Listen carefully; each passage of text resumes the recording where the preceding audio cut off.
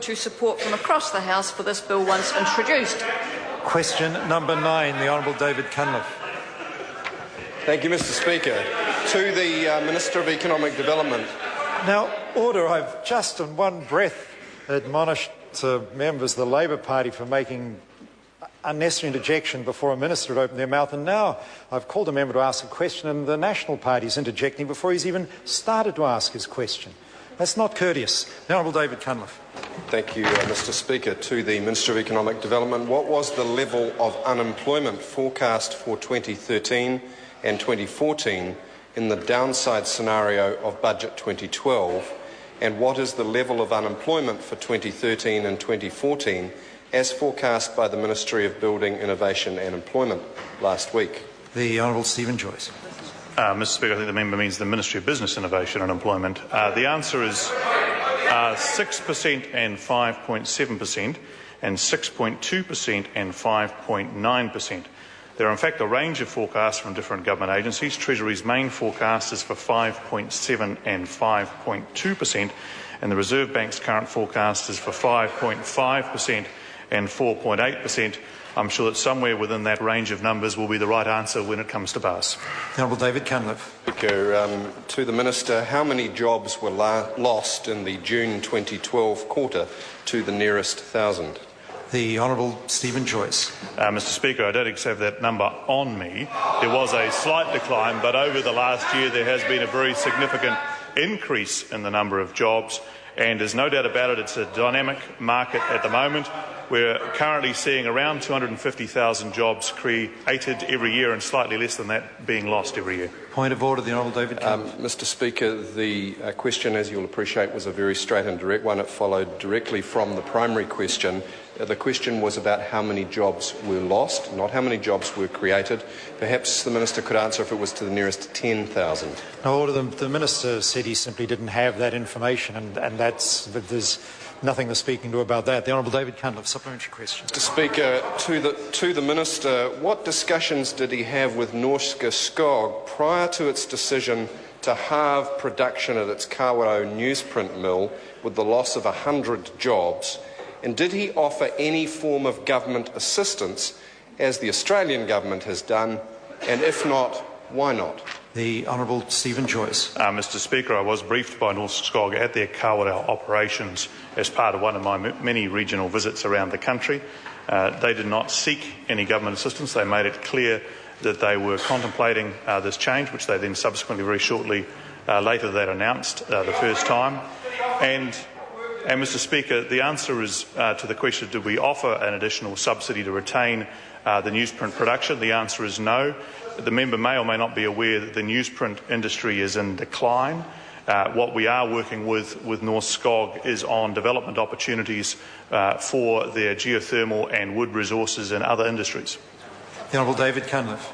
Speaker, why did he respond to the Kawerau job losses by saying Norske Skog are, quote, very keen to grow their investment in biofuels, when one of the first acts of the national government was to cancel Labour's biofuel obligations? The Honourable Stephen Joyce. Well, Mr Speaker, actually every day businesses and industries go out and invest in their businesses without requiring government subsidies. In fact, that's generally the preferred way, unless you want to send the taxpayers into the poorhouse.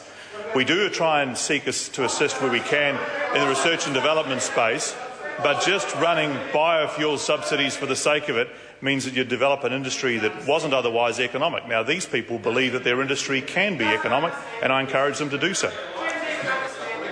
The Honourable David Cunliffe. Mr Speaker, why then is the Minister prepared to subsidise casinos and media companies he used to own, while leaving major manufacturers like Norske Skog and Fisher & Paykel and all their employees to face the cold winds of an overvalued exchange rate and a government that is missing in action? The Honourable Stephen Joyce.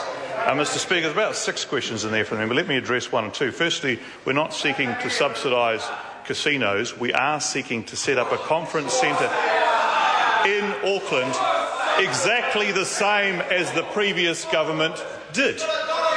The second thing on media companies, we actually made a loan at the height of the global financial crisis at market interest rates.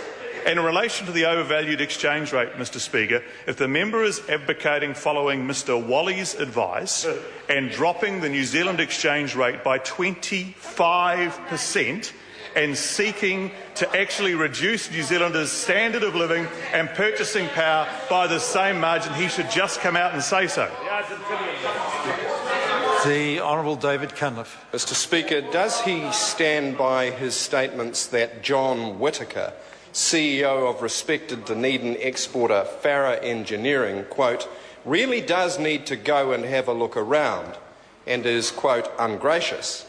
And if he does, then should Mr Whittaker visit, for example, the Huntly and Spring Creek mines, visit Kiwi Rail's Hillside workshops, Norske Skog's Kawerau mill, or APN's various operations, like so many other manufacturers that have lost jobs in recent weeks? The Honourable Stephen Joyce. Well, Mr Speaker, I would advise him, for example, to go and see Tate's in Christchurch, Southern Cross Engineering in Christchurch, Orion Health Care, for example, for Zero Industries and their growing business, to Methanex and Taranaki, to talk to Bathurst Resources about what they are seeking to do on the West Coast, to go and talk to Marsden Point, to the refinery for the upgrade there, or to go and talk to IBM and Unitec, who are setting up 400 jobs together in Auckland. The point is, Mr Speaker, that we are in a very dynamic economic environment, which we are in, and what the member's seeking to do is protect jobs that have become uneconomic. Now, it's very tough for the people involved,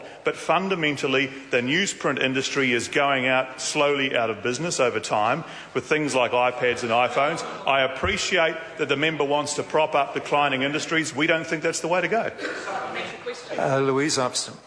Thank you, Mr Speaker. Has the Minister seen any new ideas for increasing jobs in the manufacturing sector? The Honourable Stephen Joyce. Well, Mr Speaker, I'm not so sure about new ideas as reheated, failed old ideas from around 40 years ago.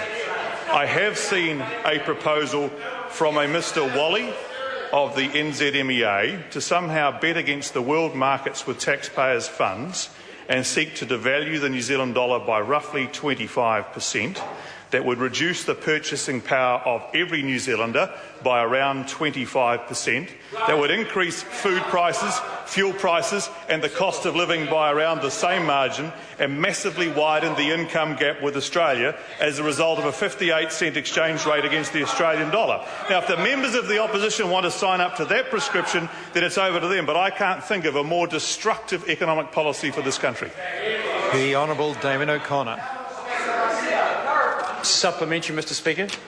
The Honourable Damien O'Connor. Mr Speaker, off my piece of paper, is it a higher priority for the Minister to preserve jobs for New Zealanders, including those at Solid Energy, or is it a higher priority for him to reduce costs and tidy up state assets for sale into the mixed ownership model? The Honourable Stephen Joyce. Well, Mr Speaker, the absolute priority of the government is to work with Solid Energy on that case and actually give it the opportunity to be successful financially, full stop. The fact of the matter is the business is struggling at the moment as a result of a sudden change in international coal prices and the challenges that the Spring Creek mine is one of its more expensive mines. But they're working very hard with the union and the workers at Spring Creek, and we're hopeful of a positive outcome, but it is very tough. The Honourable David. Oh, is it a point of order? The Honourable David Cunliffe. Mr Speaker, I seek leave to table budget documents showing the $2.1 million subsidy. Order. The Minister's Order.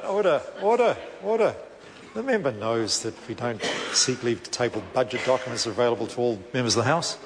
Point of order, the Honourable David Cunliffe. Mr Speaker, I understand that rule, but your ruling is that it's not proper to table documents which are freely available. But the Minister said that he had not subsidised Sky City Casino, so it can't have been available to him. Now, look, the member is now seeking to litigate an answer by way of point of order, and that's just not on. That's totally outside the standing orders. Budget documents are available to all members. Well, you can wait a moment first.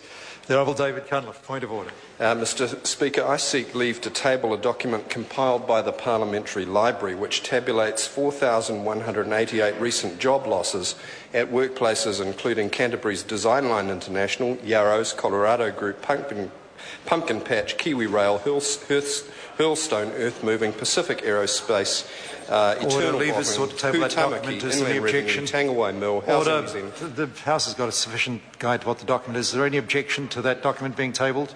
Yes. There is objection. There is objection. Question number 10, Ian McKelvey. Thank you, Mr. Speaker. My question to the Minister of Statistics: what progress has been made in progressing the 2000